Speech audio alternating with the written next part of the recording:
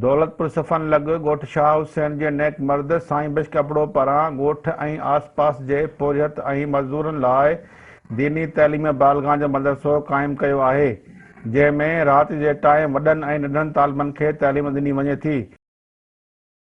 सां ॻाल्हाईंदे ॻोठ जे नेक मर्द उस्ताद ऐं शागिर्दनि चयो त असां नंढे हूंदे गुरबत ऐं ॿियनि मजबूरियुनि जे करे न पढ़ी सघियासीं। हींअर असीं ॾींहं जो मज़दूरी कंदा आहियूं ऐं राति जो दीनी तइलीम हासिल कंदा आहियूं।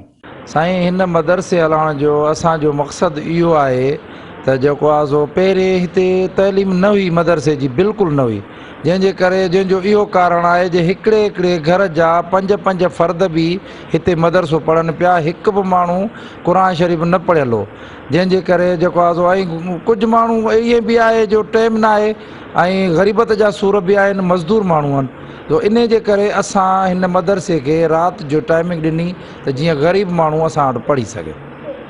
असां मज़दूर माण्हू आहियूं, हालात असांजा सही कोन्हनि, असां पंहिंजी मज़दूरी मड़ी कंदा आहियूं, राति जो टाइम मिलंदो आहे असां वरी हलिया ईंदा आहियूं, अॼु क़ुर पढ़ंदा आहियूं।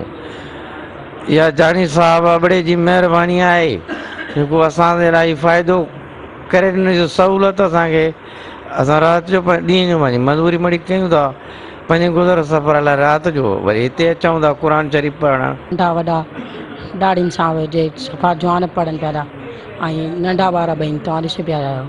इनशाअल्लाह अल्लाह में उमेदु आहे त इहे बि माना आला क़ुर पाक जी आला तालीम हासिल करे। नंढे हूंदे गुरबत जे करे असां कोन पढ़ी सघियासीं ऐं हींअर माशाअल्लाह साईं बिश कपड़े मदरसो खोलियो आहे, जंहिंमें असां पंहिंजी मज़दूरी नड़ी करे टाइम कलाक ॾेढ कढी मदरसे में ईंदा आहियूं।